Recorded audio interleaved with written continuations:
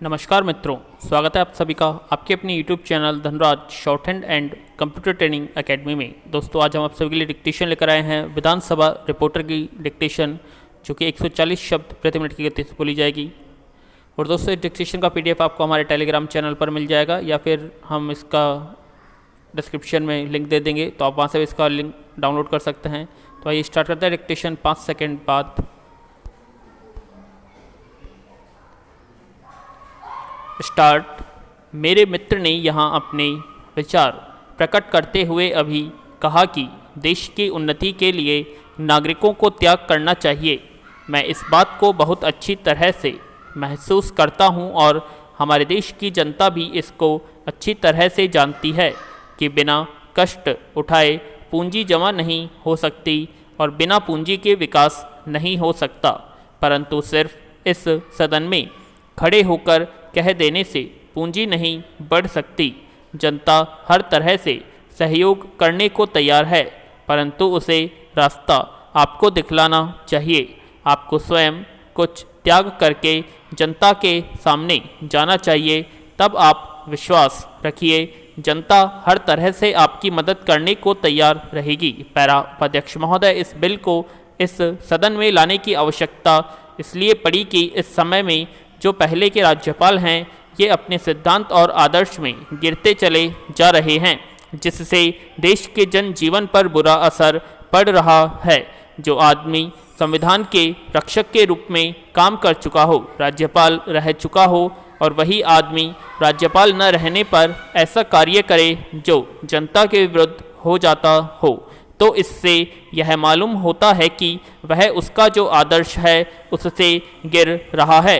उसके सामने हमेशा यह आदर्श रहना चाहिए कि अधिक लोगों का हित हो और हम लोक राज्य की स्थापना कर सकें, जैसा कि हमने अपने संविधान में कहा है।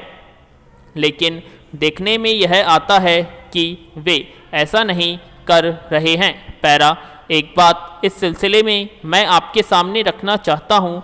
जब यह कानून बना था, उसमें यह बात शामिल थी कि जो लोग दबे हुए हैं, जिन जिन लोगों का शोषण होता है, उनको कुछ सुविधा मिले, उन्हें कुछ राहत मिले और इस प्रकार से उनका जीवन स्तर ऊंचा हो। यह बात सबको मालूम है कि भारत के जो अखबार हैं, उनके जो मालिक हैं, वे प्राय वही लोग हैं जो धनी वर्ग से ताल्लुक़ रखते हैं तथा उनसे अपने हितों की रक्षा का कार्य भी करवाते हैं। इस कानून के बनने से उनको ऐसा लगा कि हमारे जो हित हैं उनको धक्का लगेगा और कर्मचारी को ज़्यादा कुछ देना पड़ेगा।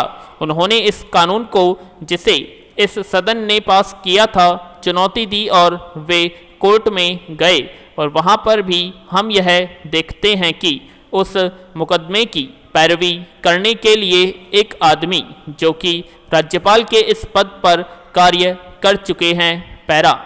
राज्यपाल के पद पर रहने पर तो हम जन कल्याण की भावना का समर्थन करें, लेकिन उस पद को छोड़ने के तुरंत बाद ही हम उसके विरुद्ध कार्य करें, तो इससे यह सिद्ध होता है कि हमारे जो राज्यपाल हैं, वे राज्यपाल की इज्जत को धक्का लगा रहे हैं, क्योंकि राज्यपाल ऐसे आदमी नियुक्त किए जाते हैं जिनका बड़ा सम्मान होता है और जो काफ़ी पढ़े लिखे होते हैं और देश के नेता होते हैं।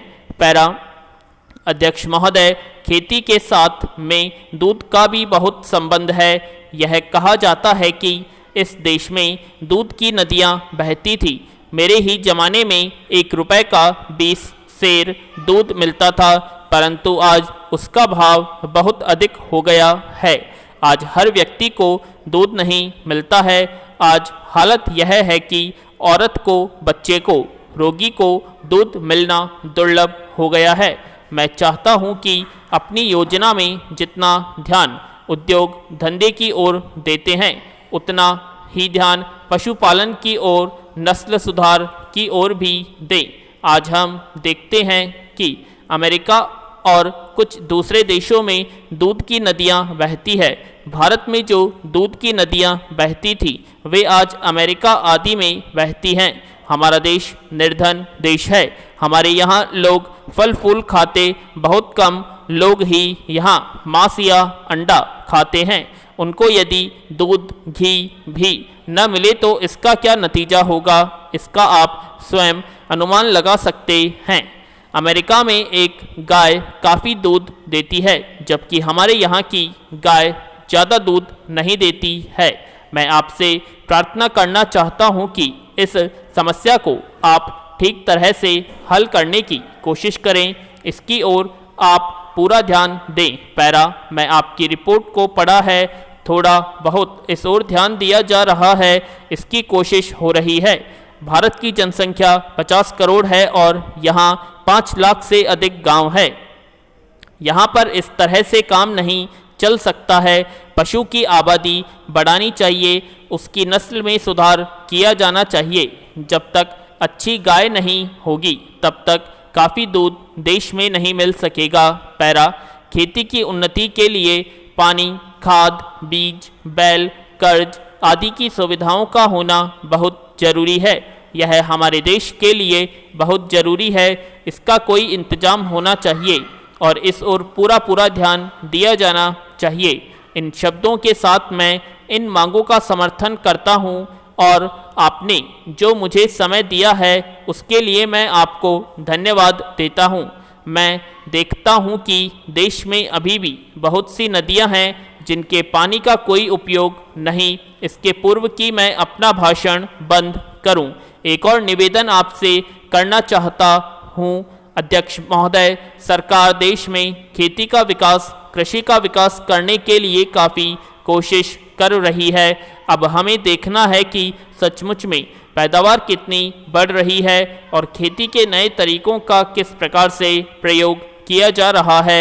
मेरा सुझाव है कि सरकार इस चीज़ की जांच के लिए एक कमीशन नियुक्त करे। वह कमीशन किसानों की हालत को देखे और यह भी देखें कि खेती पर कितना खर्च होता है और खर्च को निकालकर किसानों की बचत क्या है।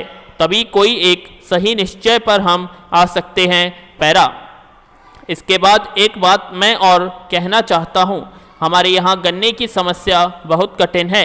गन्ने के दाम ठीक तरह से नहीं मिलते हैं। सरकार के हिसाब से तो दाम ज़्यादा मिल रहा है, लेकिन मैं समझता हूँ कि किसान का खर्च इतना बढ़ गया है कि इसका खर्चा निकालना मुश्किल हो रहा है। यही नहीं, गन्ने का दाम भी जितना होना चाहिए उतना नहीं मिल रहा है। इसलिए इसके ऊपर फिर विचार करना पड़ेगा, क्योंकि किसान की हालत अच्छी नहीं है। हमारे यहाँ पिछली बार गन्ने का दाम अच्छा मिला तो लोगों ने काफ़ी गन्ने की खेती की, लेकिन इस साल आज अप्रैल का महीना चल रहा है और मेरे क्षेत्र का 20% गन्ना अभी तक मिल में भेजा जा सका है। हम कहते थे कि गन्ने की पैदावार काफ़ी है, मिल वाले कहते हैं कि काफ़ी नहीं है। मैं नहीं समझ सकता हूँ कि यह बात कहाँ तक ठीक है। पैरा, एक बात मैं और कहना चाहता हूँ। सरकारी खेती के ऊपर से जनता का विश्वास कम होता जा रहा है। सरकारी खेती से कोई लाभ नहीं दिखाई पड़ता है। किसान समझता है कि सरकार यह खेती केवल अफसरों के भाई दोस्तों को नौकरी देने के लिए चला रही है। यह सचमुच में ठीक मालूम पड़ता है। सरकारी खेती में किस प्रकार से काम हो रहा है उसमें एक उदाहरण दे रहा हूँ। हमारे ज़िले में एक बड़ा फार्म चल रहा है, उसमें सरकार की काफ़ी पूंजी लगी है। मैं देखता हूँ कि उसमें कभी भी इतनी पैदावार नहीं हुई कि उससे वहाँ के कर्मचारियों के वेतन का खर्च भी निकल सके। श्रीमान, ऐसी खेती से क्या लाभ, क्या यह किसानों के लिए अच्छी खेती का उदाहरण हो सकता है? सबसे ज़्यादा जरूरी विषय पिछड़े वर्ग के लिए शिक्षा की व्यवस्था करने का है।